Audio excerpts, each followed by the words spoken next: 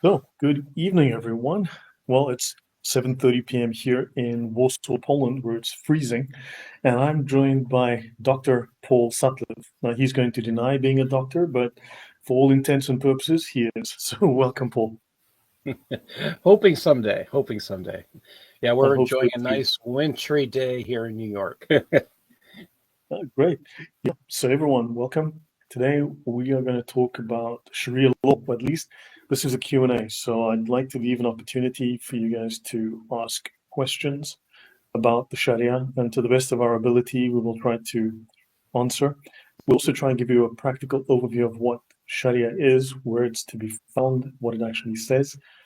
The concern that I have is that you hear lots of pundits, lots of YouTube political and social commentators, lots of people like, say, Ayan Hirsi Ali, not to pick on her, but they'll say, oh, the Sharia. And everyone assumes it means the Quran says. Someone else says the Sharia, and they go, oh, this hadith said.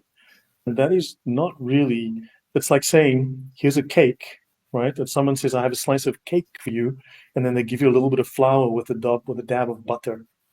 No, butter and flour are not cake. Those are the ingredients used to make a cake. You agree that's a reasonable sort of analogy, Paul? Definitely. It's I would say Sharia is and isn't part of the Quran and part of the Sunnah.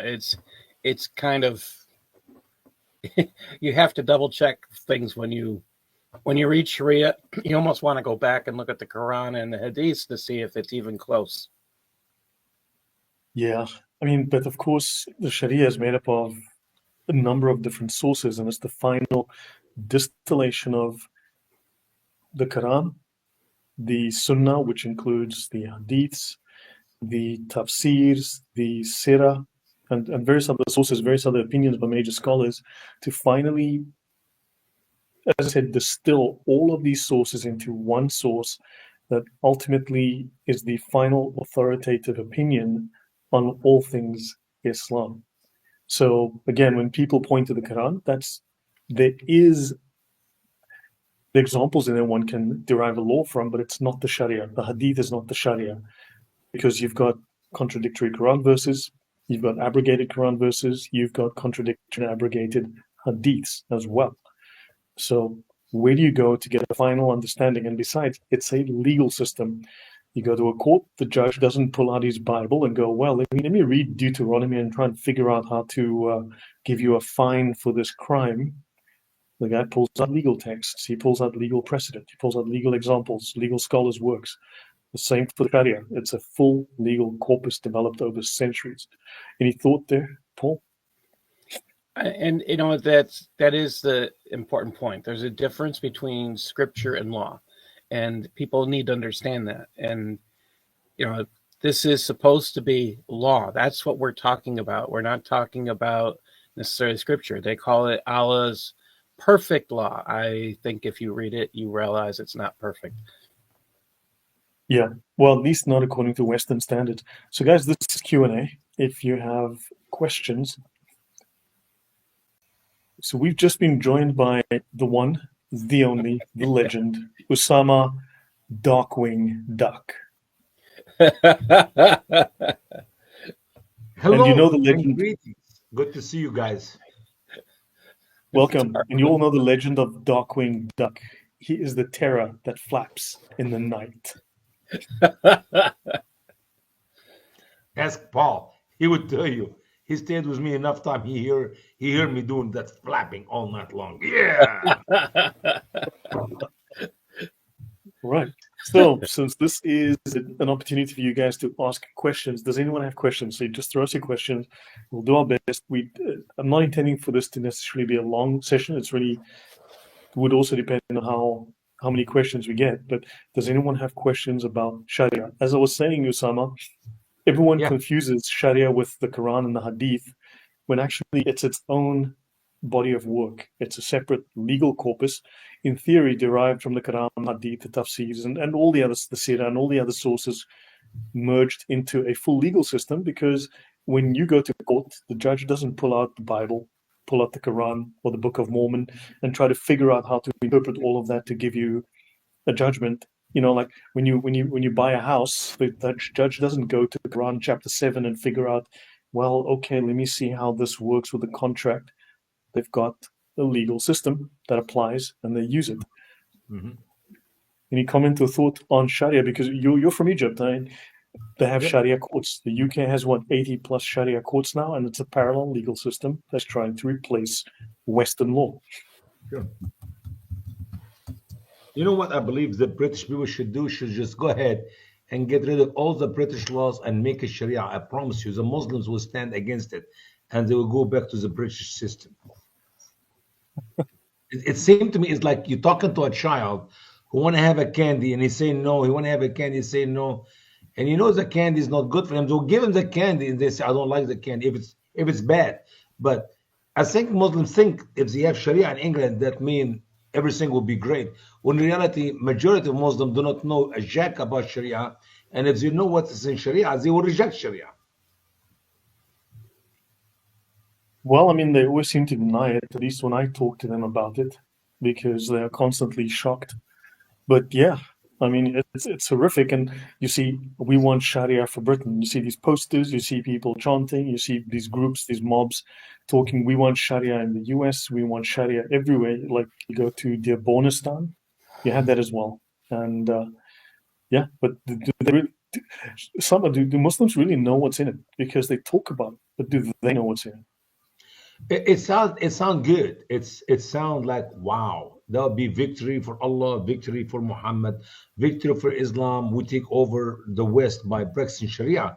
When in reality, 90% of the Muslims do not know. I'm telling you, I know for a fact. I mean, I can give you some examples. For example, here, I was speaking in Dearborn Police Station here a few years ago. Annie Cyrus was there, and 8 other people spoke. I was the keynote speaker. I mean, they give me half hour. Everybody spoke 10, 15 minutes. I took a half hour. So I talked about why we do not want Sharia in America. And it's a long study. Paul knows about it. We have a seminar. It go for 8 hours to cover just the seminar, not the Sharia. The Sharia is forever. But in the end of the talk, I was walking with police were surrounding us. We did it at the police station in Dearborn. It was very unique experience for me because I never spoke with the police protecting me from the riots of the Muslims.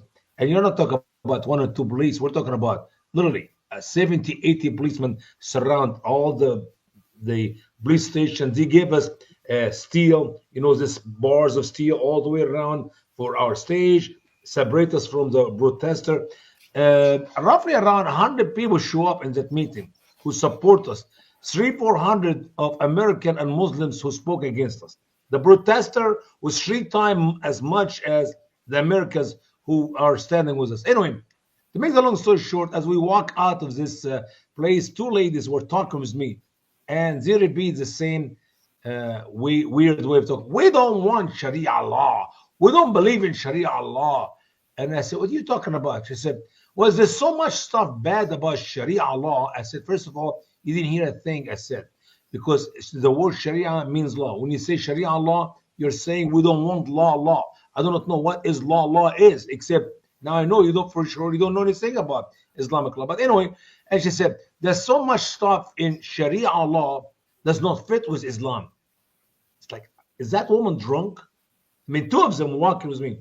I said, what do you mean? She said, well, like the cutting of the hand of the thief. That is not Islamic law.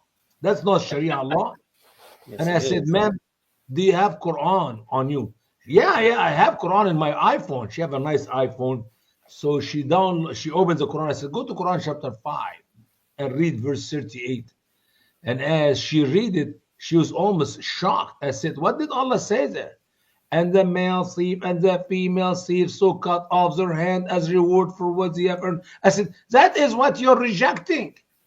You're rejecting the word of Allah. And that's not all Sharia, because believe me, as you said, Brother Lloyd, there's so much in Sharia have nothing to do with the Quran, have nothing to do with the saying of Muhammad or the Sunnah of Muhammad, because it is a book added hundreds and hundreds of laws made by Muslims who live in the last 1,000 years or so. So it is beyond your imagination. I can assure you, I can share with you, things in Sharia does not do anything with the Quran. As a matter of fact, it is the opposite of what the Quran teach or the same. Sometimes.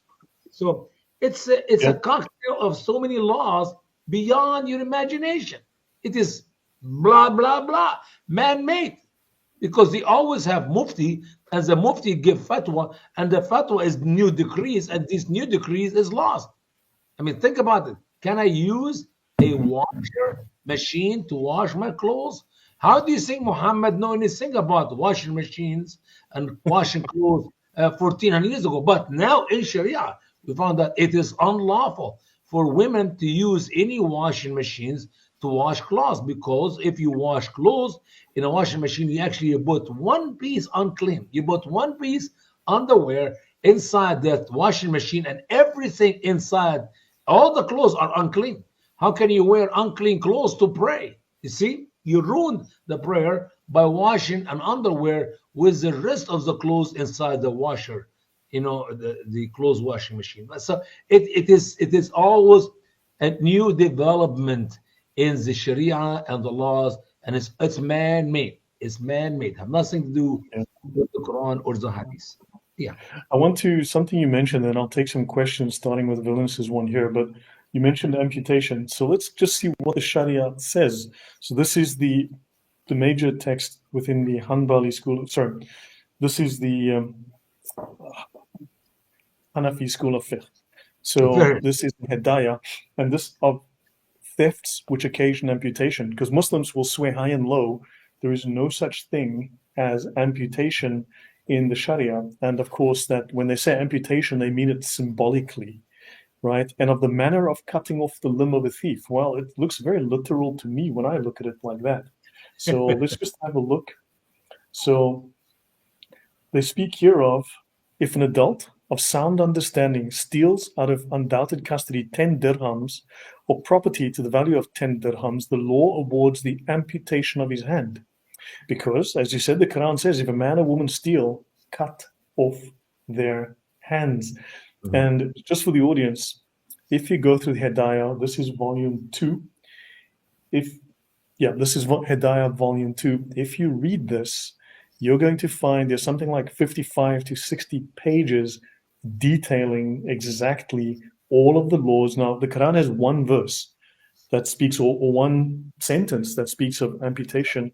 In the Sharia, you can find something like 60 pages just in this manual of Yeah. detailed explanation of exactly how this law works. And it says here, amputation is inflicted for the theft of any article of the value of a shield. And the lowest value of a shield is 3 dirhams. They just said 10 dirhams, now it's 3 dirhams. And now they say the dinar, which is 12 dirhams. So you can have a limb amputated for 12, for 10, or for 3 dirhams. Very clear. And if you think about it, as I read it in many of the early Muslim theologian, or I say Allahojan, those who believe in that one very important bend or portion of Sharia, the cutting the hand of the thief, they will tell you, if a man steals an egg, and I talked to me and Paul about that before. I said, why do you think a man will steal a chicken egg or a duck egg? I mean, why in the world is he going to steal an egg for the purpose of collecting 12 in a box and sells them at Walmart so he makes some money? Or he steal an egg because he's very hungry? I mean, why do we have Muslim hungry in the days of Muhammad at the beginning of Sharia, except that there is no love among the early Muslim believers to take care of some widow or some person who's hungry, give him something to eat, an egg. Well, on that So, point, for instance, if you look at the supposed miracles that accompany Muhammad, angels would come and fight with the Muslims in battles. yeah. So the angels came and assisted them in battles, but at no time does the angels ever come down to feed the poor in Islam. They only come to help the Muslims kill other people. But the amazing thing about that, in the Quran, Allah is very aware that they never saw these angels. but somehow Allah sent the angels to fight for them. Thousands of them came and helped them to win, but no one saw any angel except obviously Muhammad. They He saw cleaned it. my house this morning. They did. Maybe you didn't see them, but they were here. There were dozens of them. They came and cleaned the house. Well, why they never come to my house? My wife, If you, my wife forced me to sweep and mop and use the vac. Oh, my back hurt, Usama. My back. You have to vacuum these rugs. Well, from now on, I'm going to ask her to call on these angels, man. I'm tired of it. maybe there's a black dog in your neighborhood, so you need to look into that. It's So in my house. The black dog is in my house. I'm going to kill him. problem solved. Kill him and I'm going to eat him. Angels, do you know that angels in Islam are allergic to black dogs? Just so by the way, the slave and the free man with respect to amputation are upon equal footing. The limb of a slave is to be struck off in the same manner as that of a free man, and punishment is inflicted. So for those Muslims lying to you about the fact that there is no such thing in Islam, it's false. The Sharia, we can go through dozens of examples of pages like this. Paul, the question from Villainous, what is your understanding of azima and rukhsa? Well, obligation and concession. This is one of the humorous things about Islam. There's always two sides to a single coin. You can say you can't do that. You have an obligation to do this. So like you are not supposed to eat pork, but you're allowed to eat pork as long as you don't desire a second helping. this is just the funny thing about And that's Sharia. Quran, by the way. It's Islam That's in general. Yes. That's when you enjoy reading the word except, or unless, or but, or if, or when. These are very 5 important words in the Quran. When you see one of these words, just circle it and highlight what come after it, because it will be exactly the opposite of what come before it in the same verse. Yeah.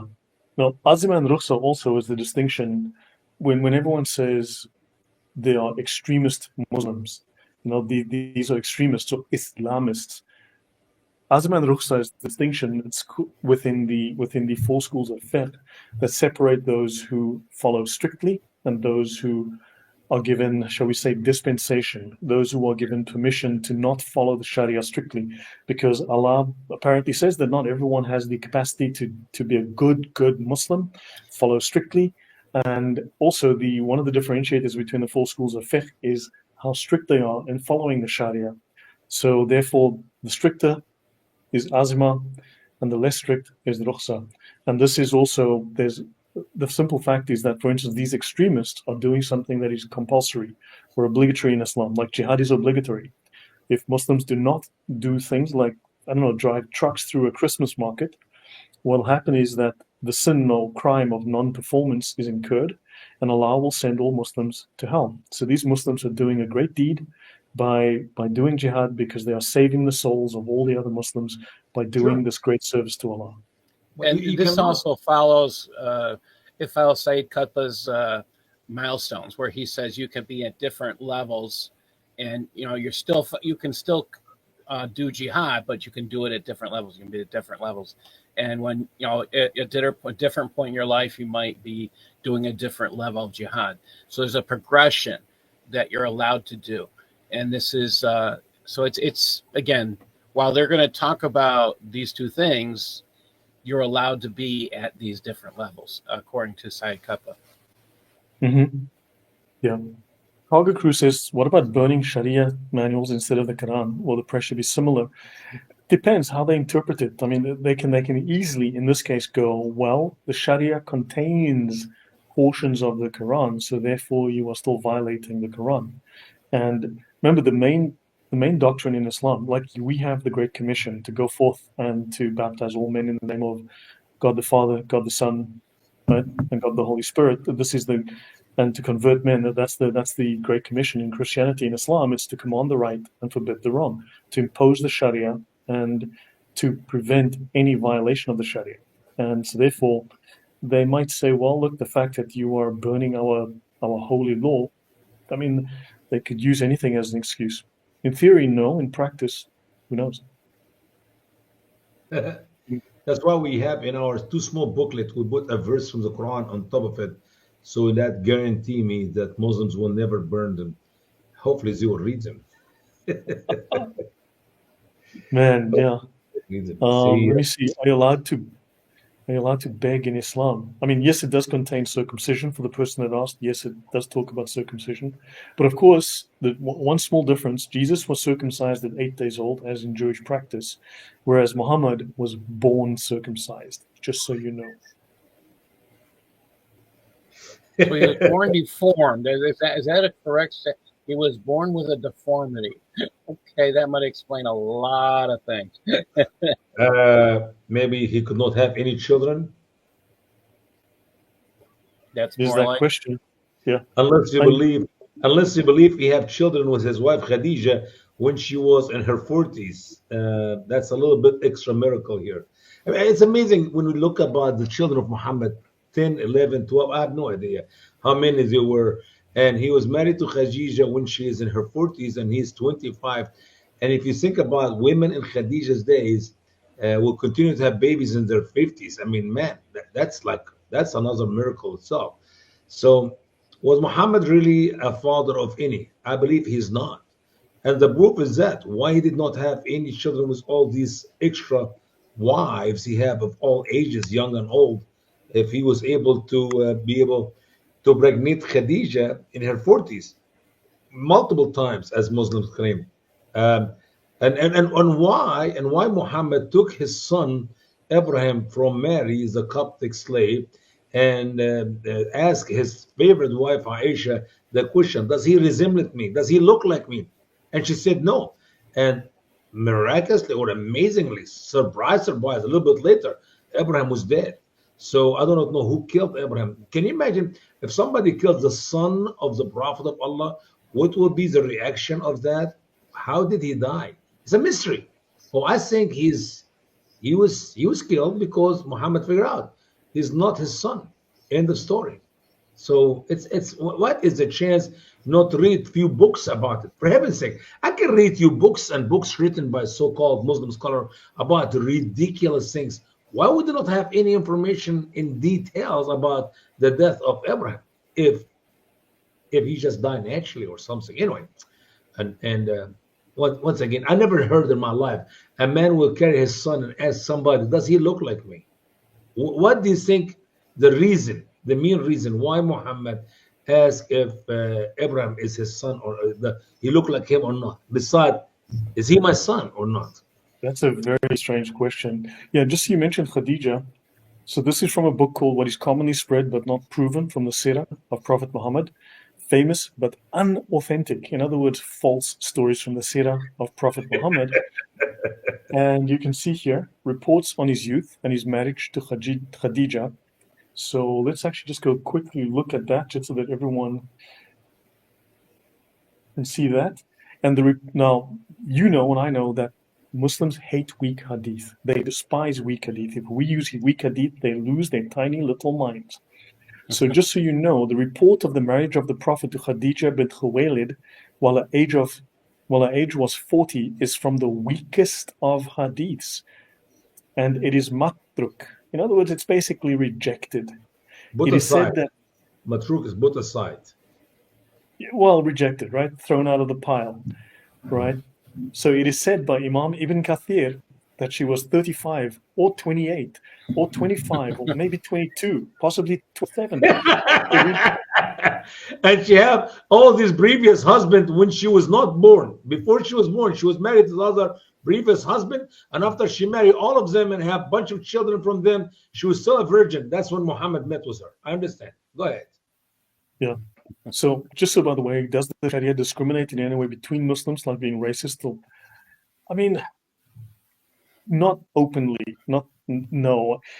I mean, you can, I guess if you look, you'll find that there's a preference to Arabs who speak pure Arabic, but in practice, probably towards Arabs, you'll find it, but not really. I mean, there's discrimination is part of human nature, but it's not explicit in the Sharia, at least to what I know of it right now. But here is the reality, Brother Lloyd. When it comes to discrimination in Islam, if you think there are racism in the West between white and black, you need to rethink it when it comes to Islam. As a matter of fact, I don't believe any person in the West believe that born a black or born dark is result of sin. Have you ever heard that? If any of the people of the West, people are born black because of sin?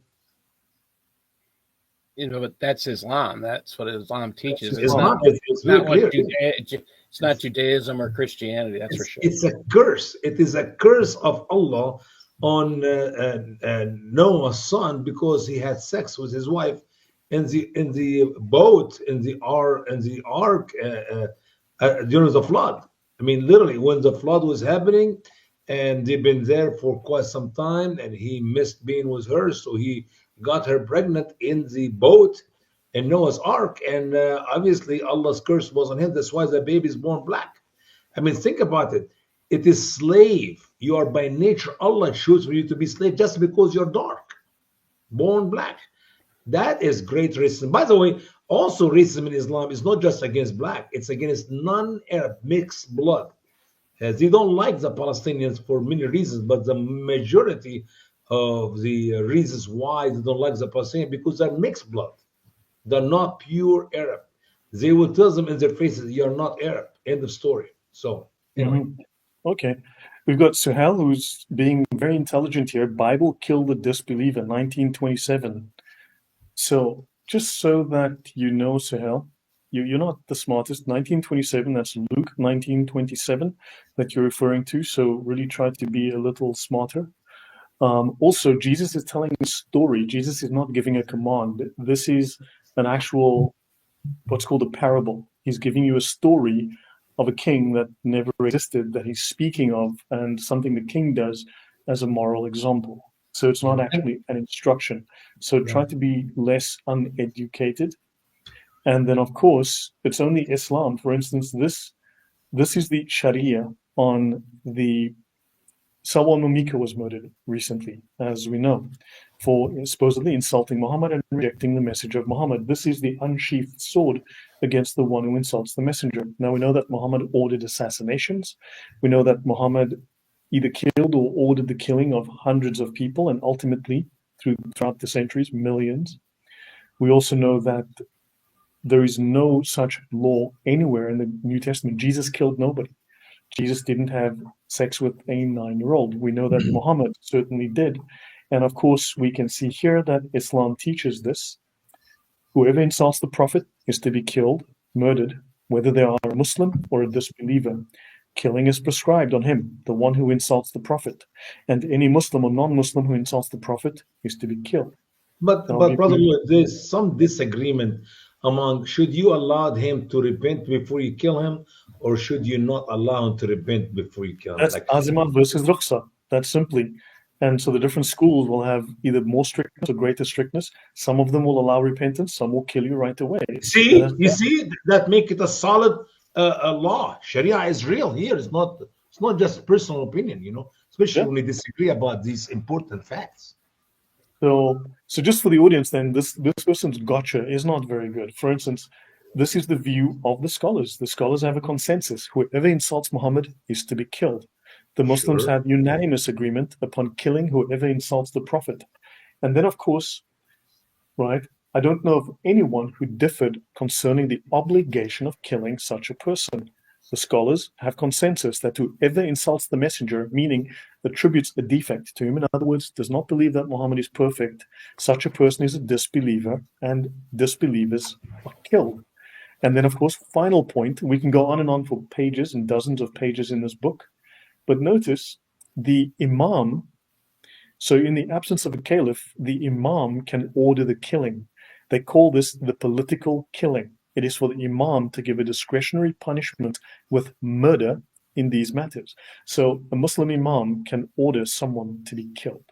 Very good point, Brother Lloyd, because a lot of Muslims will tell you we cannot practice that law because we do not have Khalifa. And if we don't have Khalifa, then the law it is idle. Oh, that Obviously, is not true. We can actually prove that that is completely false. yeah. Yeah, because in the absence of a caliph, Muslims are then allowed to take that into their own hands. Yeah. True. True. True. And what happened if somebody insult Allah?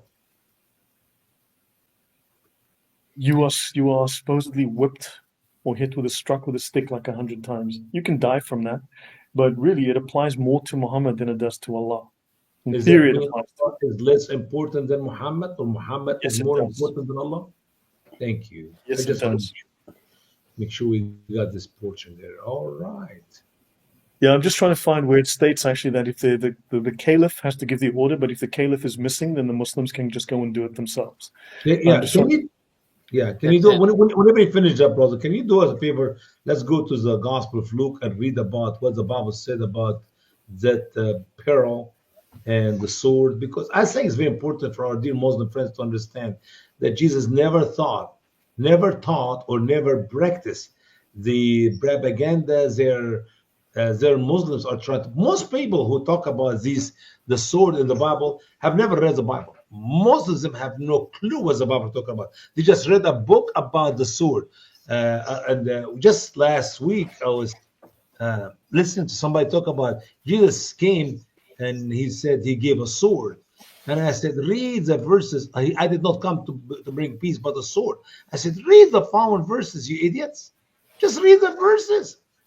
Did Jesus said so that you may take them and fight and kill? Or this is the separation between the believers and their family? The woman will be hated by her mother-in-law, or the son will be hated by his brother, that's exactly how Christianity have been for the last 2,000 years. We are separated from our family, from our friends, because we became a Christian. That is the sword Jesus talking about. Jesus never said to carry the sword and go around and behead people. So go ahead, brother. Read us this parable, Luke See, 19. and this person barely speaks English properly. They're barely literate. Keep them for what under war? Just keep the little children. Educate me. Like, are you sober? Please don't write messages when you're not sober. This looks like English words, but I have no idea what you're saying. Probably neither do you. So if you can, And he's an MD. He's a medical doctor, and he writes like that. yeah. MD, if you can send us a link to the Christian Sharia, the equivalent of the Sharia law for Christianity, if you can send us a link to that, that'll be really nice. Then we can look at the actual legal system of Christianity, just like there's a legal system for Islam. Please send us that link. If you don't mind, just drop it in the chat right now. So, okay, Luke 19. And of course, so here we are. Osama? Yeah. If Paul can read, or you can read this passage, the entire parable from beginning to end, if you don't mind. Where is it? It starts with? Where we I can look it up here for you. and okay, it starts, I think, on verse 11. Yeah, I think so. Yeah. The parable of money usage. See, it's a parable. It's a story. Even atheists like to use this, and because Jesus said, "All those who disobey me, bring them in front of me, and kill them before me." Even atheists will use this falsely. It's just a typical strategy of theirs. And as they heard these things, he added and spoke a parable, because he was near to Jerusalem, and because they thought that the kingdom of God should immediately appear. And He by the said, way, that parable, by the way, Brother Lloyd, that parable will become reality, not now, but when Christ come back. So right. it's not just a parable. Jesus made up story to entertain his audience, and people sit and like to listen to his made up story. No, parable is to teach us a lesson.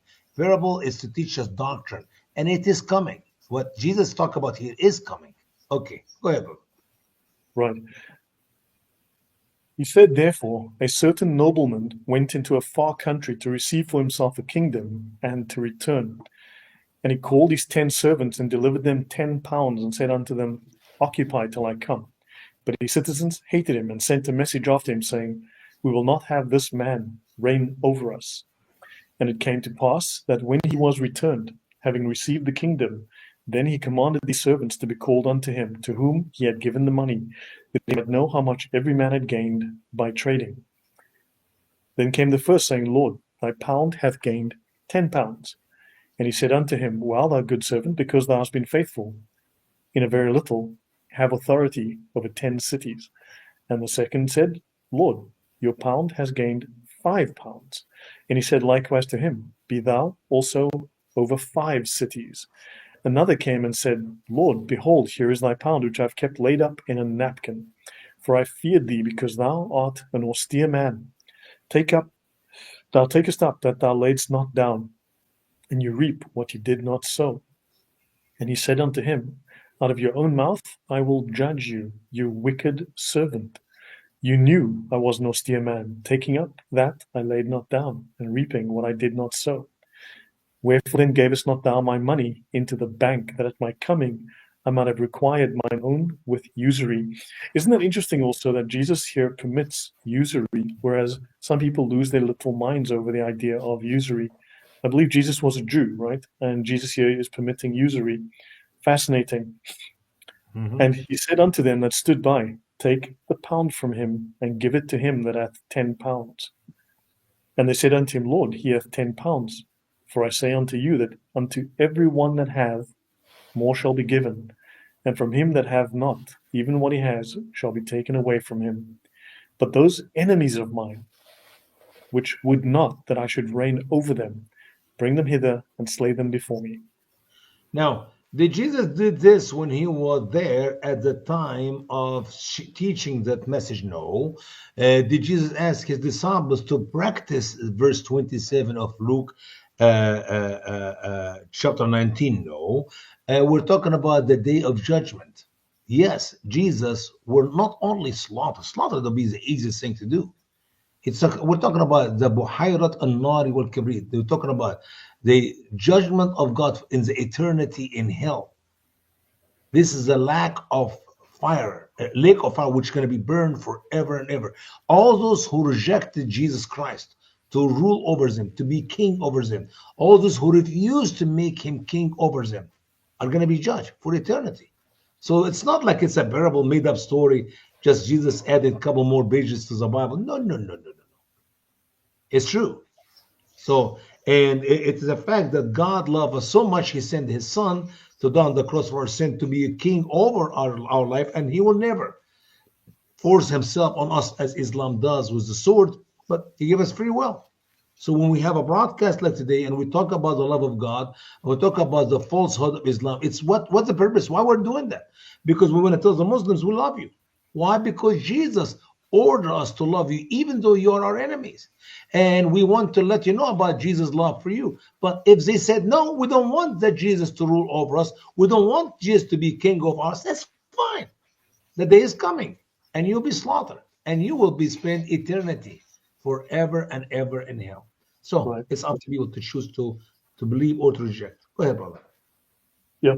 Also, okay, so with Sharia questions, because we don't want to get sidetracked by Suhail, who is clearly not very well educated and doesn't know a great deal. Let me see. So we can talk about jihad. Thanks for that, Usama, discussing this. Notice also jihad is obligatory upon Muslims. It is a communal obligation. When enough people, that small minority of Muslims, performs it to successfully accomplish it, it is no longer obligatory upon others. And notice that he who provides the equipment for a soldier in jihad has himself performed jihad. There are secondary roles, there are tertiary roles. There are people who provide money. Zakat provides 15% of zakat goes to jihad. Yeah. So do you And understand? It says brother Lloyd, all over the Quran, 11 verses, I believe, where Allah mentions those who immigrated and performed jihad with their money and their life. So it's money and life. Money and life, they're equal. They're equal jihad. Without money, you could not have the need for the people to perform jihad with their lives. As a matter of fact, Allah put money first, which is very needed in early days of Islam, to have the soldiers to go and fight. Yeah. right. Winston says jihad is going to the gym at 5 a.m. in the morning. Like, gee whiz, I keep getting it wrong. So, for instance, if none of those concerned perform jihad and it does not happen, then everyone who is aware that it is obligatory is guilty of sin. In other places, they call it guilty of a crime of non-performance. When they speak of jihad is a communal obligation, it falls upon the entire Muslim ummah. And then it goes on, there are two possible states in respect to non-Muslims. The first is when non-Muslims are in their own countries, in which case jihad is a communal obligation. So, in other words, they have to, let me just go back out here. So it's personally obligatory upon everyone able to perform it. So they have to go to our countries and perform it there. That means they have to emigrate, people. They have to have a hijrah. They have to leave their country and come to yours. Isn't that what's happening in Europe and America Exactly. and And, Canada? and by the way, yeah, brother Paul, you get in a very good point here. By the way, because some Muslims tell you we immigrated for the purpose of have a better life, to enjoy democracy, to enjoy freedom. That is sin in Islam. You cannot leave your home country to go to a foreign country unless you're going there with the intent to perform jihad. Otherwise, you're living in sin in Islam. Right. And also it says it is offensive to conduct a military expedition against hostile non-Muslims without the caliph's permission. So you need the caliph's permission, thank heavens. And there's no caliph, so we're in luck. Although, if there is no caliph, no permission is required. You see that? That's the beauty of Sharia. You can give a law and you say, however, except, unless, but, if, when, and everything go back to the opposite of what you just said. It's like these people do not have even logic to read or to understand what is written in their books. I know, there's exceptions to everything. So please understand there's a legal loophole to everything in Islam. There's an opposite to everything. There's a way out of everything, literally everything. So this is the most famous of the English Sharia manuals, and it's called The Reliance of the Traveler, the Umdat al-Salik. Just look up Reliance of the Traveler. And it has a very detailed index, and each chapter has a very detailed index. And you can see, this tells you, you will learn here how important the scholars are, that the scholars are very, very important, at least according to the scholars. They speak of the prayer, everything you ever wanted to know about prayers in Islam but were afraid to ask. The funeral prayer gets its own separate section, zakat, fasting, pilgrimage, trade. They cut a lot of this out because most of it involves slavery. Of course, you can find those details in the Hidayah. This one is over 1,000 pages, like 1,400 pages long or something. The Hidayah is over 2,500. So marriage, which includes marriage with little girls, infants, literally, divorce, including divorcing. The law now in Iraq is official, 9 years old for girls. Yep. Yes, the whole country of Iraq. You want to get married to a little girl, just make a trip to Iraq and you'll be blessed with a beautiful 9 years old girl. Because it's Sunnah, that's what Muhammad did. This has its own chapter, commanding the right and forbidding the wrong, because this is the main doctrine, the underlying doctrine, well, which is effectively a form of jihad. So jihad falls under this doctrine in Islam. And there's a whole lot of interesting. So the obligatory lying falls under holding one's tongue. Here you can find out everything. Jihad is exported in large forms. Jihad is exported. In fact, hijrah is a form of jihad. Sure. If it is for the purpose of performing jihad, otherwise it is sin. You cannot just leave Egypt and come to America for just the fun of having a better life. You can't. So I want to mention they call the people who come from Arab countries into Europe, they'll call them economic migrants, and that is a mislabel. And then when they report it in the news and they think Americans are listening, they call them refugees because they think Americans are even more clueless. So we are. Whoa. What do you mean? Do you think we are? That's a fact. And by the way, Lloyd, these pages in the Reliance of the Traveler are, I say, a short, quick summary to Sharia. So it's not because you're going to read 1,000 pages, you got Sharia, you have no clue what's in Sharia. This is a reference. This is a reference which covers a little bit of everything. So it covers a lot. And majority of its English are not accurate translation to the Arabic, as me and Paul have discovered. Hundreds. As a matter of fact, some of the Arabic is not translated, period. They leave them in Arabic. They will not put them in English because they're very immoral or very ungodly. It's wicked. It's wicked. Yeah, let's try to not say it very bluntly, but there's a section on what if you are walking through a graveyard at night and you find an open grave and there's a dead woman inside it, and you think to yourself, I'm feeling a little bit horny right now, and there's a dead woman in that grave. But you have limited hours like that. Sorry? Man can sleep with his dead wife up to 7 hours after death. And as a matter of fact, I was just reading this. It's amazing, man. Listen to this. Look at this. I'm not kidding you. God is my witness. This is what I was reading before. I know you're going to be talking about that from Sahih Muslim. Mm-hmm. I mean, I was simply just reading that about Muhammad asking men. Muhammad himself slept with his dead aunt. That's a fact. It is hadith, Sahih Bukhari.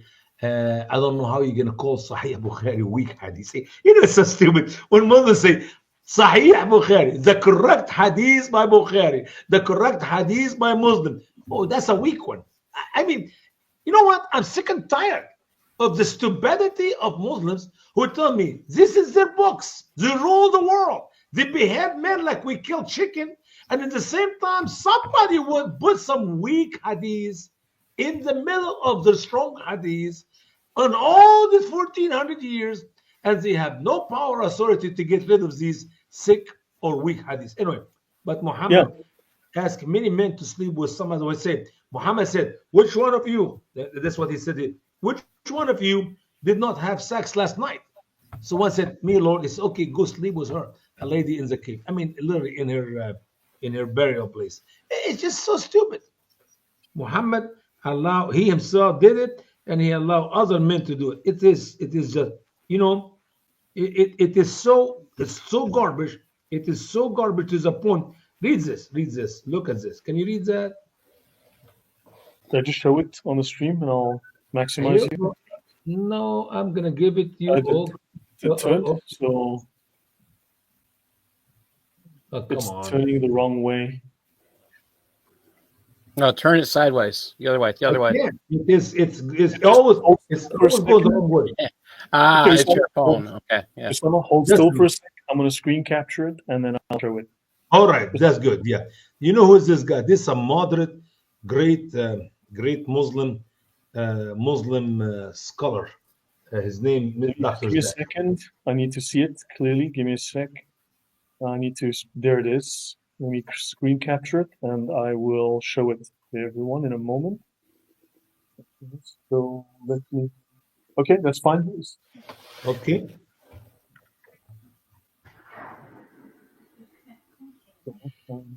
I think the picture speaks for 1,000 words. I'll show the picture after you read what he has there. Just give me a second. I'm just gonna. Take your time, man. It'll take me a moment, then I will show this to everyone. Make it 2 moments. Make it 3 moments about the morality and the what do you call this?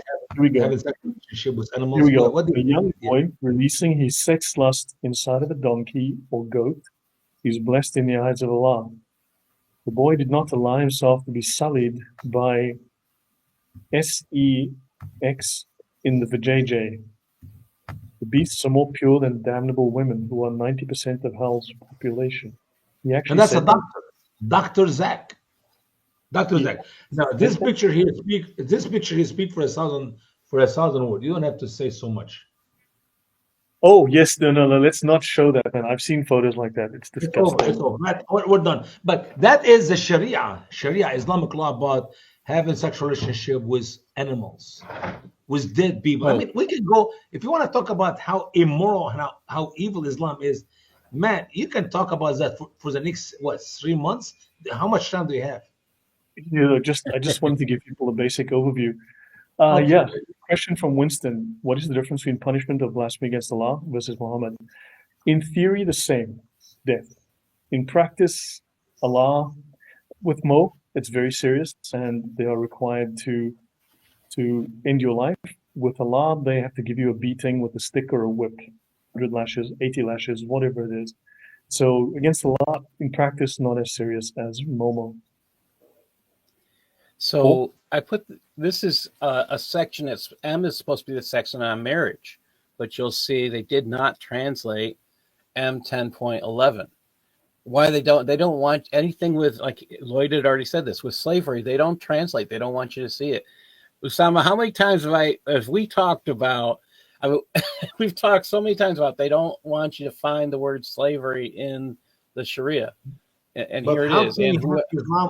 But how can you have Islam without slavery when you look for the word وَمَا مَلَكَتْ أَيْمَانُكُمْ in the Quran and whatever your right hand possessed? It's all over the Quran. How can you get rid of it?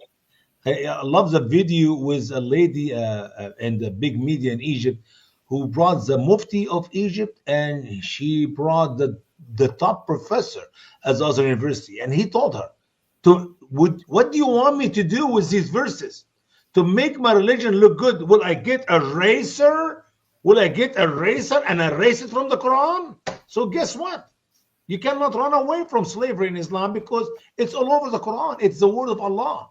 Forget about Sharia and the Sunnah. How about the Quran itself?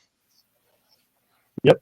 I mean, this is why I have such difficulty with the term political Islam, because there is no separating Islam from Brother, it's, Islam, there are more politics in Islam than religion. Over 80% of Islam is politics and less than 20% is religion. So what is political Islam? yeah, How about just Islam? exactly. I hate that false distinction. When people say Islam is Islamism, as if it's something that's different to Islam, and Islam is okay, but Islamism is not. Like, how do you tell the difference? There is no difference. Just so you know, very often Muslims are going to try to basically repudiate these manuals. They're going to say, but these are no good manuals. They're not worth it. They don't have authority, etc., etc. I mean, simply ask a Muslim, please show me where in the Quran you find a list of the names of Muhammad's wives, or give me the section in the Quran, the page that shows you how to do the 5 deadly prayers, how to perform them. It's not there. Or even where's the Shahada with Muhammad's name? The only location, the only location about Zayd, that is the only time his adopted son, whom Muhammad took his wife from him, and that is the only portion of the Quran we get really. I mean, you see generally his wives, but there's no details. The only detail is the story of Zayd. Quran chapter 6. Just so you know, no, exactly. Just so you know, there's a lot of these. There's a number of what's called these warrants of authenticity, and this guy is the sheikh of a major mosque in Damascus, Imam of the Mosque of Darwish Pasha. It says that the author of this book, or the translator rather, understands the texts of this volume and is qualified to translate it into his native English. That's one example, and that's the authenticity. That's the stamp of authenticity with the letter. I found the above mentioned brother knowledgeable in what it contains and qualified to expound it and translate it into English, and I observed his accuracy and integrity in quoting the texts. This is the Mufti of the Jordanian Armed Forces. There's a number of these warrants of authenticity of this Sharia manual. Now, a textbook for teaching Islamic jurisprudence to English speakers and a legal reference for use by scholars, educated laymen and students in this language, in English. So that's fascinating. And notice, this translation is superior to anything produced by Orientalists in the way of translations of major Islamic works, and it will imbue you with a sound understanding. You know why? You know why? Because he sugarcoated so much of the Sharia to fit to those who read in English. He literally watered down, sugarcoated. You didn't even know what's in it. Right. Sometimes just taking one word out of the law, make it that's the perfect translation we needed for the Muslim in the West who does not speak Arabic and do not understand what he's translating. Go ahead, bro. Yeah. And then, of course, we have Al-Azhar University. Of course, this is the oldest Islamic university. 1,000 years old. 1,000 years old. Of theology. Technically, the older Islamic university, I believe, in Tunisia, but that's it's in Egypt. University. Sorry? It's in Egypt. Al-Azhar is in Egypt. No, there's a different one in Tunisia or something. You got different. Oh, I'm sorry. I started talking about the one. It's just a standard university, whereas Al-Azhar teaches theology. So in that respect, it is the oldest in the world. Sure. And also, this is where Hussein Obama went, of course, when he on his first visit abroad to speak to the Muslim world, because it's so prestigious. And Al-Azhar also gave us the canonical Quran in 1924. So this is a very important location, and it says, we certify that this translation corresponds to the Arabic original and conforms to the practice and faith of the Orthodox Sunni community. And there is no objection to printing and circulating this. And that comes from Al-Azhar. How did Imam Jordan know that? He cannot read English.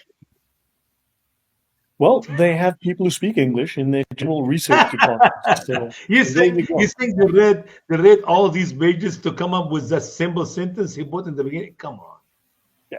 Yeah. So understand there's a great deal of information here. They speak of hadiths, and notice they will also tell you in the Sharia that there are weak hadiths that are also very important. For instance, Muslims love to say that weak hadiths are not true. But notice, seeking knowledge is an obligation upon every Muslim. The meaning of this hadith, although the hadith is not well authenticated, i.e., being weak, it is true. Just so you know, there's a great deal you If it, can learn by just picking. Yeah. if it fit with the propaganda they try to teach on that point at that specific time in this specific situation, then it is okay. But if not, we're going to reject it. Even if it's Yes. strong hadith does not fit at the time of speaking, we just say, I don't believe it. It's not true. Okay. Yeah. So Validus, why did they have to republish it in the 1980s? Because much of this was in the original Arabic. In fact, there's a huge body of work also in Urdu, which you'll find in Pakistan and India. But a lot of these were never translated into English, and 87% of the Muslim world speaks no Arabic.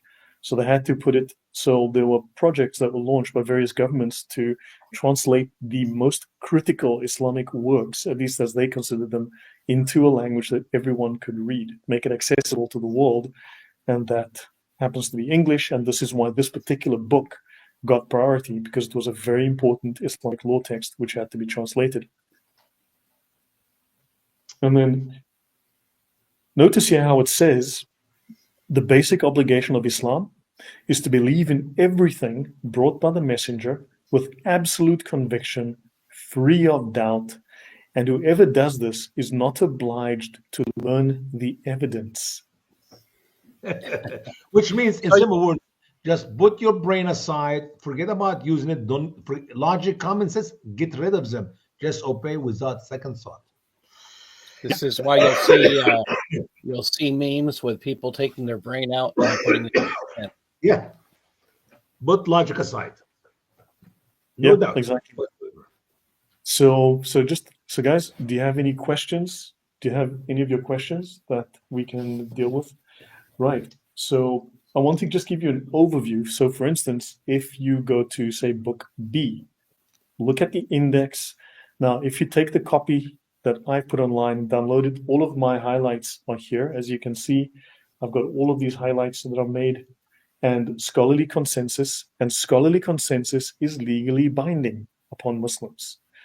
Fascinating stuff.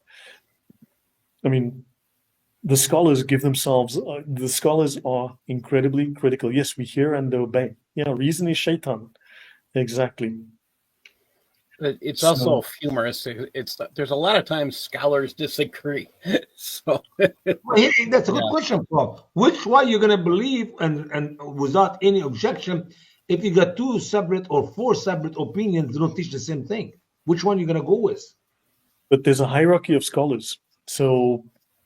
So within, actually, hold on. Let me just find that. So just to try and explain to what is that. That's I can quote you 10 opinion and given by different people, and they begin with Ibn Abbas, the cousin of Muhammad. So how can you tell me that more? He's not prime. He's not prime. So let me try and explain how the logic works in the Sharia, at least. Okay.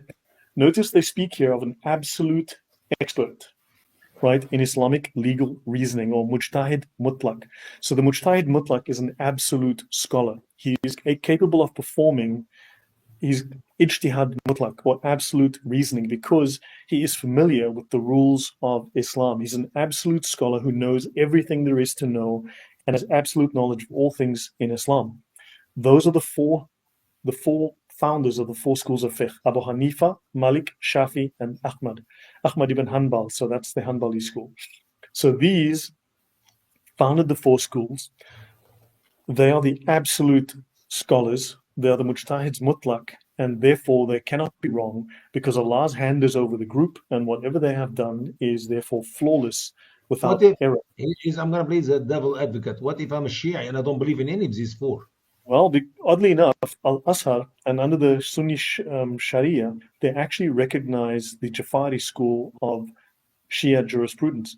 And in fact, 85% of the Sharia is actually the same, 80 to 85%, which means that they only disagree on things that are not foundational, that don't affect doctrine at a foundational level.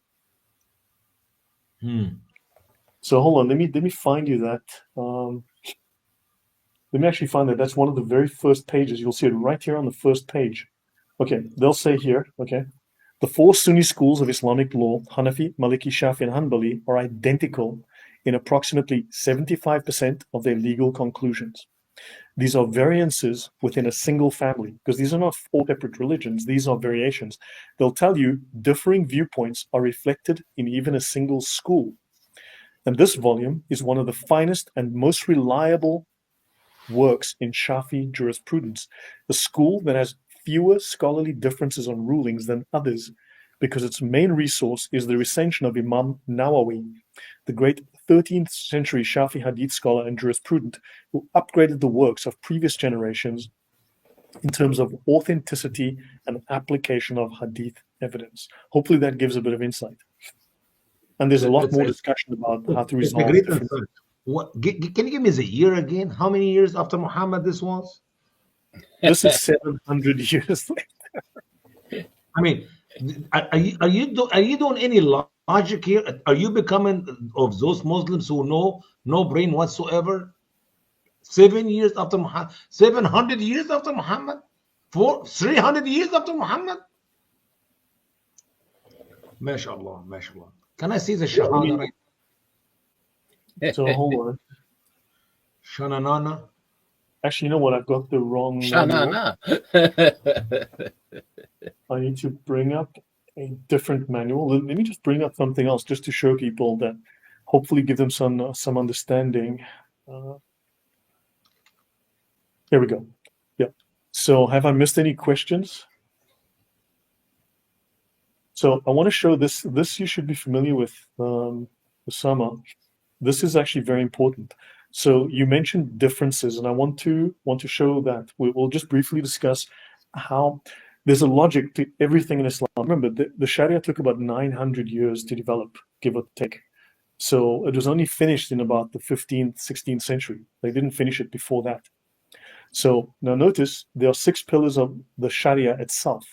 Everything is permitted. There is nothing that is not permitted in the Sharia, because it states here that the aims are more important than the means. This is called al-maqasid aqallu min al-wasa'il. You can probably pronounce it better than me, Usama, dark-winged duck. The aims are more important than the means, and then necessities permit what is forbidden. These are 2 of the pillars of the Sharia, which means so it doesn't matter how you're going to do it, as long as you get the purpose of doing it. Yeah, no matter how I do it, as long as it gets done, Allah's happy. No matter how you achieve it, there is no limitation. Now, there's a man called Sharani, a scholar called Sharani, who wrote what's called the Mizan al-Kubra, the Great Balance, or the Supreme Scales, because there were differences in the schools of fiqh. So he created what's called the doctrine of ikhtilaf, or the doctrine of difference, and he reconciles all of the differences in the fiqh, in the schools of jurisprudence. So, for instance, it states here, comparatively studies the rulings of all the 4 Sunni schools of sacred law as if they were one school, and he treats their differences according to their difficulty of implementation or difficulty of following them for a Muslim, as either strictness, azima, or dispensation or relaxation, which is rukhsa. And that explains this difference. Does this help to explain? Hopefully the audience is learning from this as well. Your thoughts, guys? I think if you actually look up the word darura, and you can actually find Islamic studies on this word, and I think it's incredibly important to actually read up on that. They're talking about, okay, you can do anything that's forbidden as long as it does this or that. As long as you can justify it. If there's a justification, remember? Yes. Necessities. I'm hungry. I want to eat pork. I'm hungry. I want to eat ham. Yes, you can kind of do it's that ham's what's available. Because you're compelled. This is the doctrine of compulsion. If you are, if that's the only, is that's the only way you can get it done. So get it done. Yeah, but also as long as your heart remains pure in faith. That's all it says. Are there laws regarding cannibalism in the Sharia? Well, it's not explicit in the books I've read, but I've seen references that say yes. If they have to eat you, that's okay. Remember, necessities permit the forbidden, and the aims are more important than the means. So yeah, that tells you they can do whatever at any time. Just so you Why, know. why can't we see? Here's my question to you, Lloyd. Why can't we see anything like that in the laws which is given to us in the book of the Torah, the first 5 books of the Bible? I mean, Moses received his Torah literally in few years after he left Egypt. I'm not saying I know exactly what the years, but it will not exceed the 30 some years until he died. And since that day until today, we still have the same laws in the Bible, in the Torah. We don't change it. We don't add to it. We don't take away from it. If it is law given by God and God is all knowing, that means he knows the future, why we still keep adding to the Sharia Islamic law until today? They still added stuff last week. There's a difference between Allah and God in the simple God can only be good. God can only tell truth. Whereas to limit Allah, to say that Allah cannot do something, is to sin against Allah. That's blasphemy. And therefore, again, you are subject potentially to the death penalty. So Allah can do all things. Allah must be greater than Satan, so he must be able to be more evil than Satan. He must be able to be more untruthful than Satan. And this differentiates Allah from, and therefore Muslims can justify it because they are acting like their God. Because he. So Yeah. why Muslim scholar always end Wallahu A'lam and Allah knows best? If Allah knows best, why not Allah give it to us years ago? Should we get rid of the word Wallahu A'lam and Allah knows best?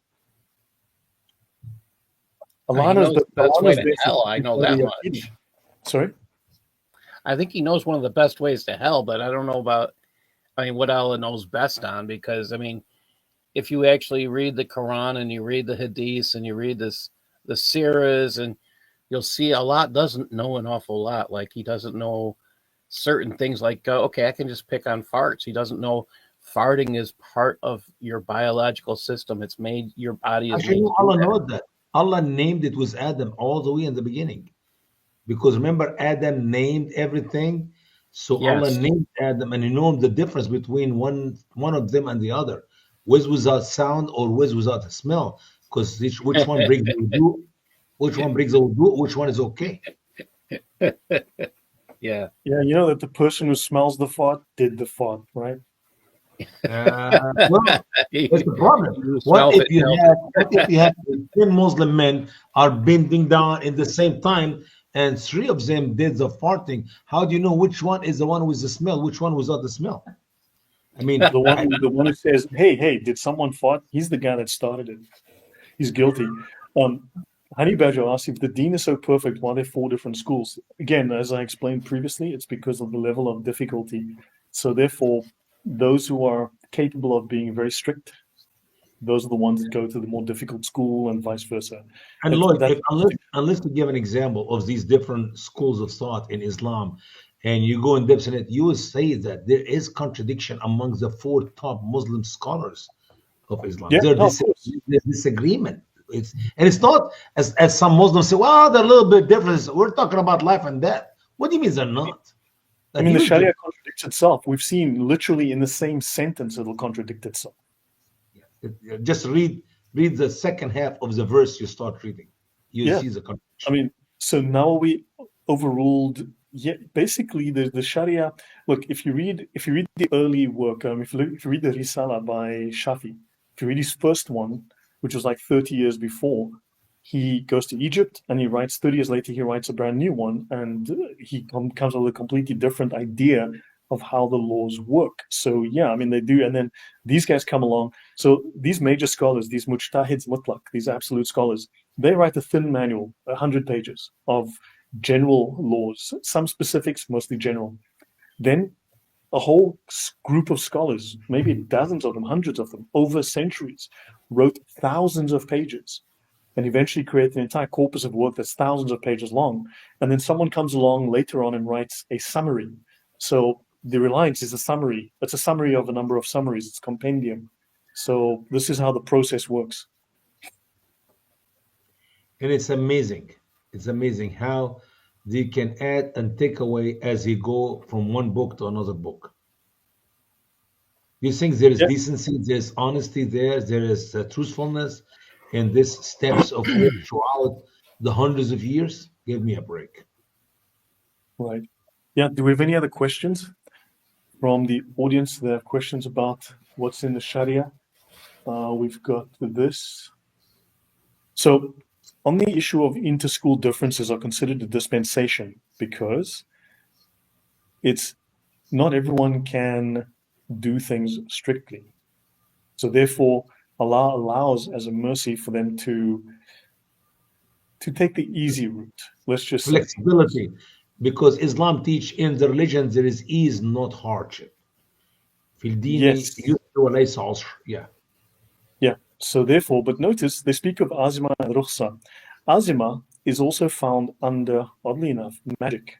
And if you look at in magic, Azima is an adjuration or the application of a formula of which magical effects are expected. In other words, it's a strict formulaic way of doing something to create magic. In other words, you are doing something strictly the way that a magician will do a magic spell to effectively force a demon or the spirits to do something for you. So there's a tie-in, oddly enough.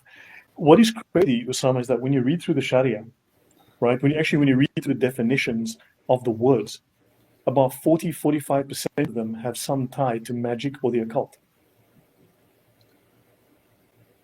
Well, I do not know. I do not know, but I believe from what I read in the Quran that to be a sorcerer or to be a magician or to be that is forbidden in Islam. So why do you want to have this in the Sharia? I don't understand that. Well, I mean, everything is not allowed, but it's allowed. So, Would depend. What is everything you're talking about? is there room for reform in the Sharia? I mean, you'd have to dismantle all of Islam. I mean, literally, you can't change Islam. You have to get rid of it. It's evil. The whole thing is, it's, you know, think of an apple with a worm in it, right? And then think of more and more worms come and they eat the apple, and what you're left with is a ball of worms and no more apple. That's Islam. In a way, yeah. But scholars disagree. Oh boy. Yeah. Is there anything you guys want to add to this? Because I wanted to just show people, give them an overview, have a look at some of the basics of the Sharia. Oh, by the way, I wanted to show people this. You need to understand Islam teaches hatred of Christianity, Judaism as well. So, for instance, this is a very popular polemic, right? All of these things lead to a change in the culture of Islam. So, the prayer of the Christians ridicules God. Christians choose a way of prayer during which the most devoted amongst the Christians would consider it no great matter if he happens to pass urine dripping on his thighs and legs. Then he would make the sign of the cross over his face and worship the crucified deity, starting his daily prayer by saying the Lord's Prayer. And then he says, and then the Christian in the church would then open a conversation with whoever happens to be sitting next to him. And the chat would be about mundane matters like the price of wine or pork, who won in gambling, what dish he prepared at home, and the like. He would even interrupt his prayers in church to talk about similar things, and then he will urinate in his seat if he can. This is a very popular polemic against Christianity that is written in the 1300s, and it is still popular today. The way this talks about Jesus is shocking. Have you seen this before, Osama? Yeah, and it is amazing. Even in the Pact of Omar in Egypt years ago, they will not allow Christian to do the prayer inside the church out loud in case there's a Muslim who is using our church as a what do you call this bed and breakfast. For in the Pact of Omar, we allow the Muslim to come to our churches for 3 days, 3 nights, and we'll feed them for free. That's how beggars and how wicked it was. So, from the days of early Islam in Egypt, we have this Pact of Omar to force Christians to worship quietly because they don't want to hear the false prayers and the ungodly prayer which Christians offer. And it's so much about the purification Islam, it's amazing that you should not allow urine to touch you because it'll make you unclean, even if you have one drop. But at the same time, it's okay to drink a whole glass of camel urine. So I'm trying to follow the purification Islam about the urine, where it just doesn't make any sense. Once again, you have to believe it without thinking about it, because if you think about it, you find that Muhammad orders a Muslim people to drink camel urine, which is not very So, clean. At the same time, make sure you sit like a lady when you urinate, because you don't want one drop of your urine touch your clothes or touch your legs. Because if there's a windy day and you stand up and you pee like a man stand up and pee, you become unclean. So I don't know what is more uncleanness. Help me out, Paul. Is it drink a glass of camel urine and have one drop of your own urine on your leg? And then Which also, one? if it's the humor. urine does touch your leg, you're supposed to cut off that part of your leg. The skin has to come off. I think it's doubly humorous because you'll find there is such a thing called a squat toilet. You can actually buy a toilet seat that makes your so you can be more like Muhammad, because he only went to the bathroom squatting. He Sitting never down. sat down, and there's a hadith on that. So now they have that. But But why, if you ingest urine, your body is going to be impure. Right? If it's on the outside of you, you're not. I mean, you might have a little bit of. He's more but what? Whoa, whoa, concerned whoa, whoa, about whoa. what's on the outside. Excuse me, Paul. What? Why you drinking this glass of cold or fresh camel urine? A drop fall from your lips on your clothes on your legs. Well, I guess it must be okay because it's camel urine. Yeah. That's all. And of course, they claim that Jesus was born between feces, urine, and menstrual blood for 9 months, and therefore we make Jesus dirty and unclean. I mean, these are the things that they speak about. Are you talking And about milk or are you talking about Jesus? I don't understand that. I thought that what is the description That's the of milk? milk. That's the funny part. That's their milk. That's where milk comes from. We were just talking about that the other day. That was Jesus, funny. milk, Jesus. Oh, okay. I just want to make sure that I'm following the right yeah, expression. and they make a big deal out of urine in the Sharia as well. They talk about, there's a lot of discussion about urine. Yeah. Uh, they talk a lot. Do not urinate while standing, which is offensive unless there's an excuse, such as when standing is less likely to splatter urine on one's clothing than sitting, or You when know what? sitting is. I like what David Wood said in one of the conference we were serving together in Carolina, no, in Ohio, and he said, "You were there, Paul." He said Yeah. he can write his name on the snow, even the eye of the David, the eye. He put the drop of it with his private part, so he knows how to control where's the water coming out of himself when he pee. How in the world Muslims do not know how to pee without splashing all over their clothes? It makes no sense. I Wow. think I think what they have totally missed is that Muhammad was in his 50s, and he probably had a problem with his wee wee, where he Hmm. had spray instead of stream, and that's what this is all about. What is your So evidence, sir? What is you? Give me the Yeah. reference. Where you come Yeah, up with because this? I just said, is that true? We need a source. Yeah, we need a source for I that. need a but source. Sir. that would be verified by Aisha, because she says she never saw him. I mean, sit to go to the toilet. That makes more sense, because that's the reasoning So why. I really, what's so ridiculous? There's so much important information about life, about worship, than that of talking about urine. Why in the world Muslim in Sharia and other whatever things, they talk too much about so many ridiculous things, but the important stuff they're Yes, not talking yes, about. yes. God help me. Yeah. Yeah. So the Oh, reliance of the Trinity, Winston's right. He wrote, in Sharia, the scholars are mightier than Allah. effectively, yes. I mean, the scholars in fact, the scholars inherit the mantle of power from Muhammad, and they carry on his legacy. So the scholars are at Muhammad's level. That's how they write about it, at least in the Reliance. That is what they say, and their word is law. It's compulsory to listen to them. Therefore, it's true. Yeah. So let's see. Are there more questions that anyone has?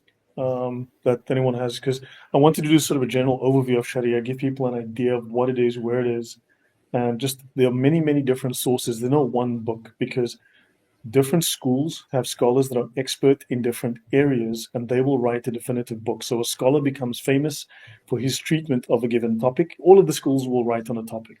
One scholar's work will become preeminent. That work then becomes the standard. So therefore, when Muslims say, no, but I'm a Hanafi, well, they're all Muslims. All the schools are effectively the same. And it's just that one school will have a scholar or a work that is used for, let's say, the Hanafi school has the book on marriage. Then the Hanbalis will have the book on slavery. And then another school will have the book on, you pick the topic. And the reliance is nice. It's unique. In fact, the reliance is unique in the Islamic world because it covers a little bit of everything and has the most important rulings from all the schools for comparison. So, MashaAllah, MashaAllah. someone has a question about the Hajj. What do you want to know? The Hajj. Yes, there is such a thing. What specifically does anyone want to know? But let's quickly look at Hajj. I don't want to go overly long. Let me see. Hajj and Umrah. Someone asked about circumcision previously. Circumcision is obligatory. Circumcision is obligatory for both men and women. And for women, where I know they lie to you about this all the time, you are to removing the prepuce of the clitoris. Now they say the bazar, okay, of the clitoris, not the clitoris itself, as some mistakenly assert. That's actually false. No, go to the Arabic. Can you move to the right, brother? Can you move to the right? Give me the Arabic. To the right, yeah. اوكي ويجب على كل من الذكر والانثى الختان وهو قطع الجلد التي على حشفة الذكر واما الختان والانثى فهو قطع البظر. It is the removal of the buzzer, not cut some part. It is completely removal of clitoris. Yeah, it's not. So there's a lot of mistranslations. There's a lot of that's white. what they said earlier. Yeah, they on purpose. They lie on purpose. That's why they think it's okay for the that English is good because it lightens the matters. It is. Let me put it this way: the whole purpose of the circumcision of the female is to cut her sexual desire. Period. Is it better to her to live in purity without having any desire for sex, or is it better to stone her to death?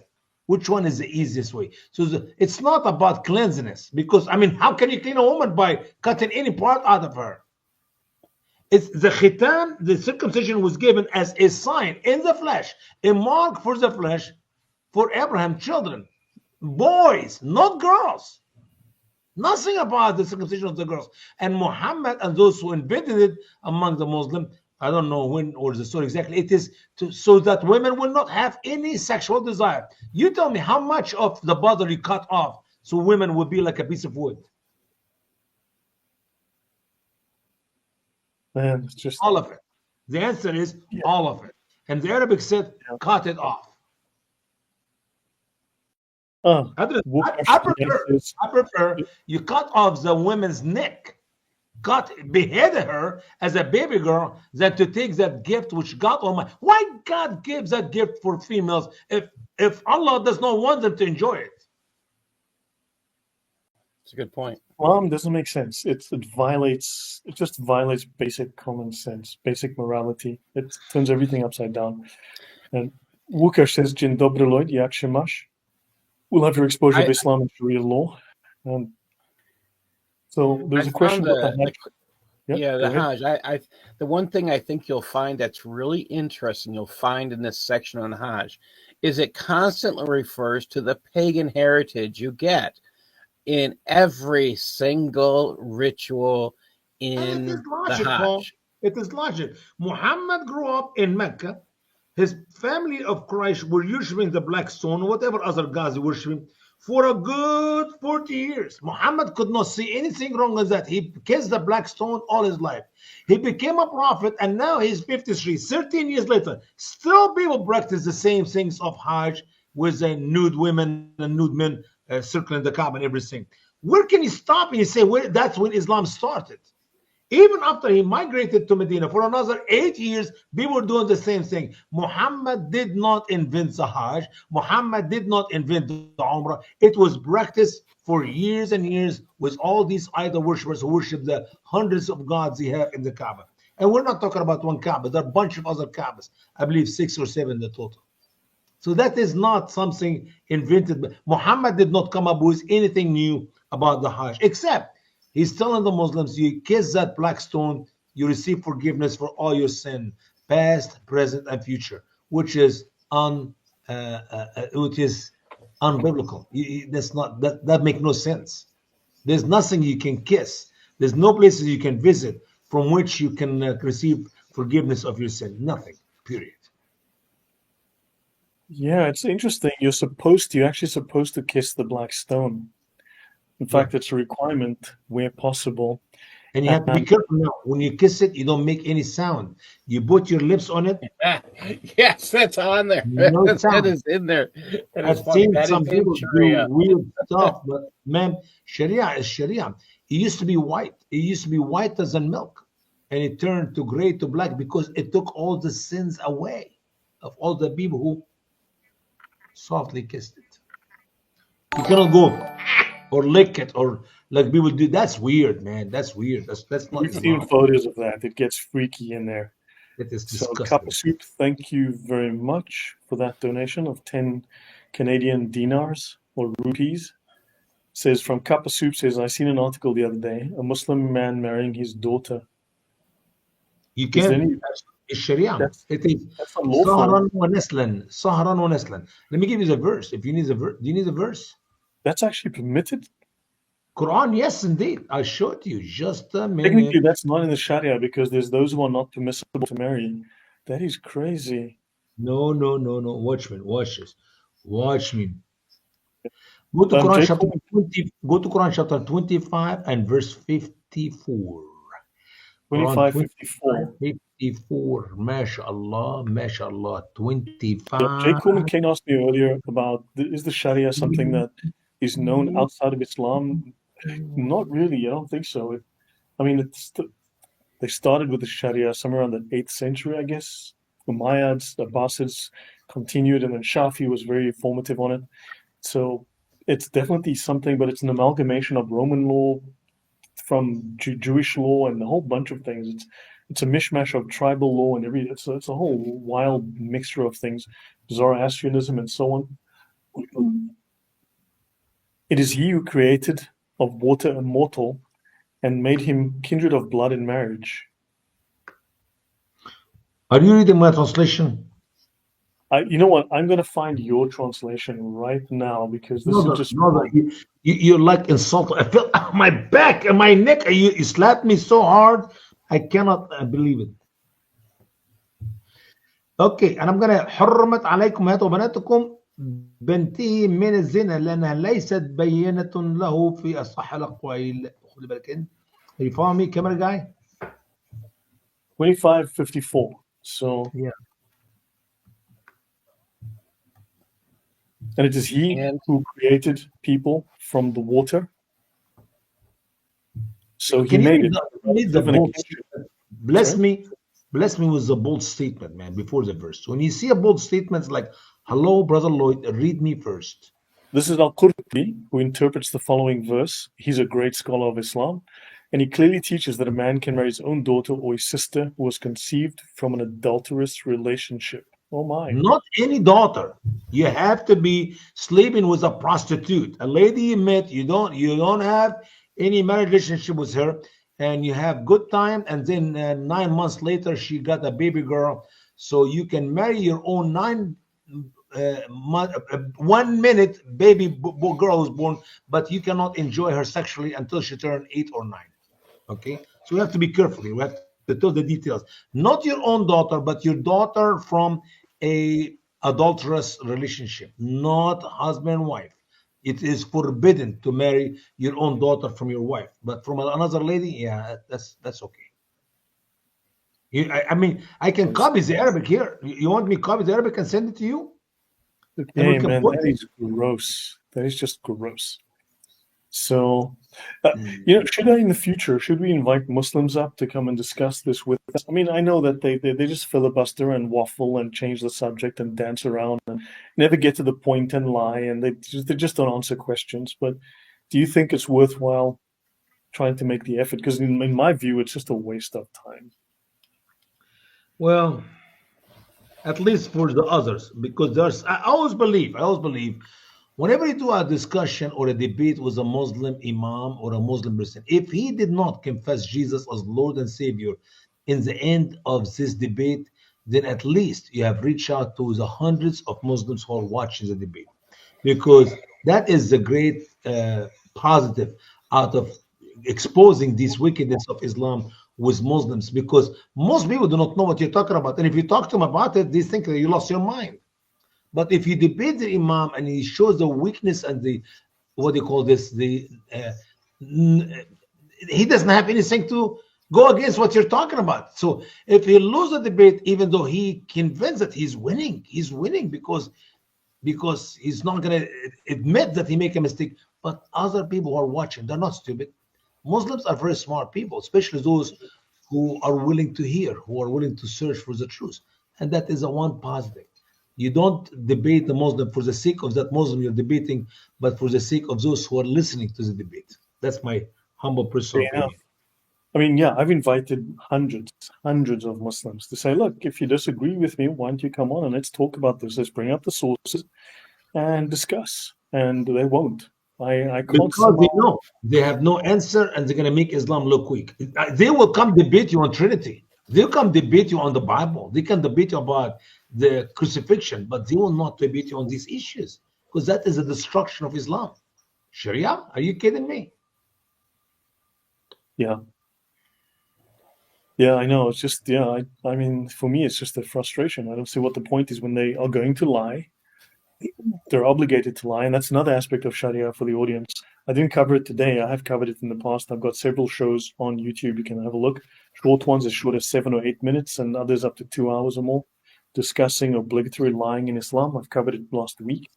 So yes, they will lie to you. It is compulsory for Muslims to lie to you.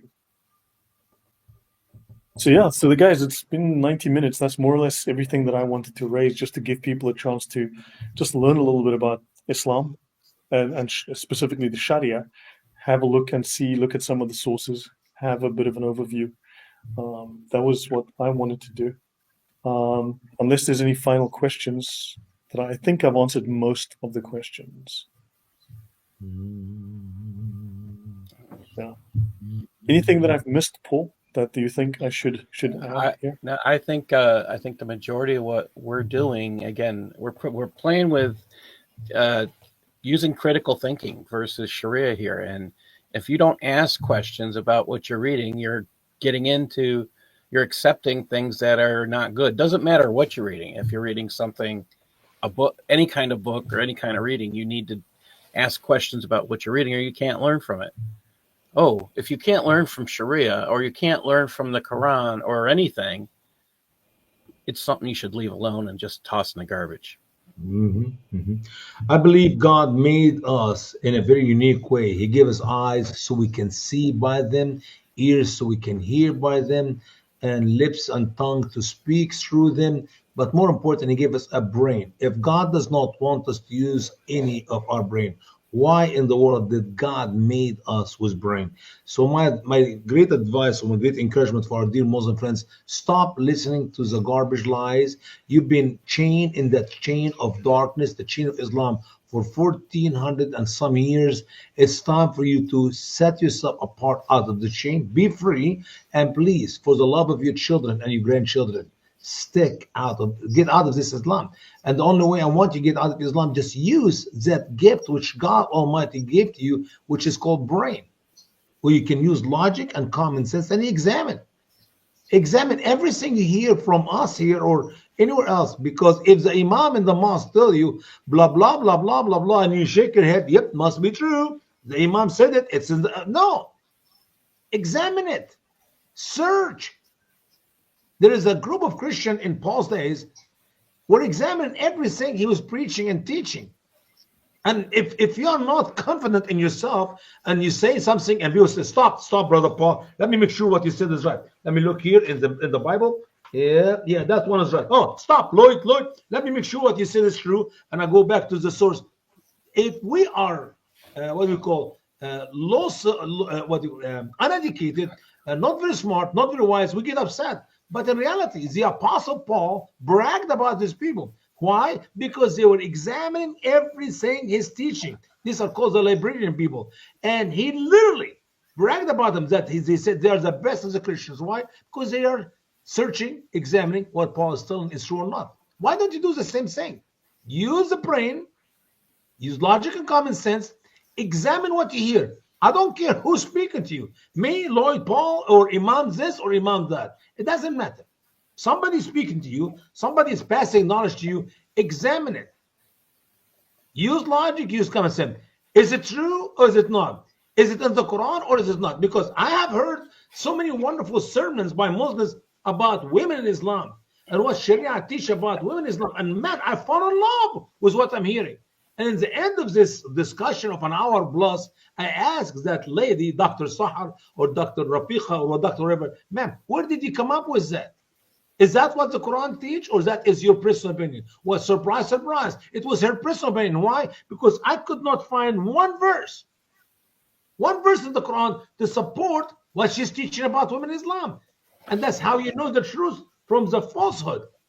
That it's not because Usama Dakdok said it's true.